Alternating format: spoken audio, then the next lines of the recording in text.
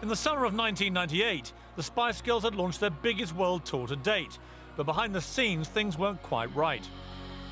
As time went on, Geri's power was slightly taken away from her. It was diminishing. Other people were coming through the ranks within the band. And I don't think she felt comfortable with that. And certainly she was getting depressed. I think I recall her saying now, like, the Spice Girls had become a monster that was spinning out of control as such, and she had no control on that. Today is Thursday the 28th of May.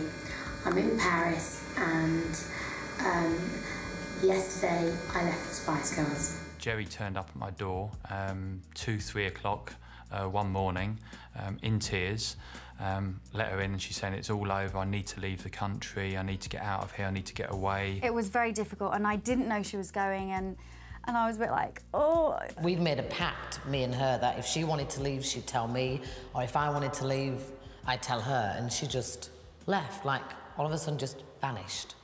It was really, really upsetting for me. This is a message to the fans. Geri offered no explanation for her departure, and what she was going to do next was unclear. But she did say she would be back. I thought she was making a mistake. They were her best friends, they were so close. And I didn't know how she was going to cope on her own, to be honest. At that point in her life where I think she was a little bit kind of confused and lacking direction and not really knowing what she wanted to do, it must have been very hard to sort of see this continuing success story going on.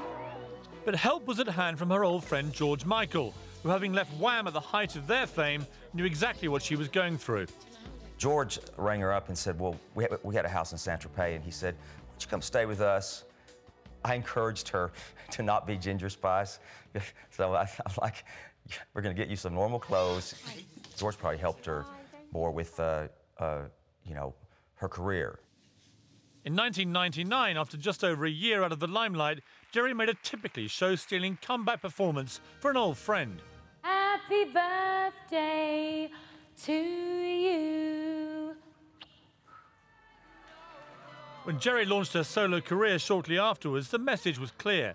Ginger is dead, but Geri is alive and kicking. I don't know if people are really aware of it, but Geri is the most successful solo Spice Girl. She's had more #1s than any of the others, and I think probably more solo hit singles.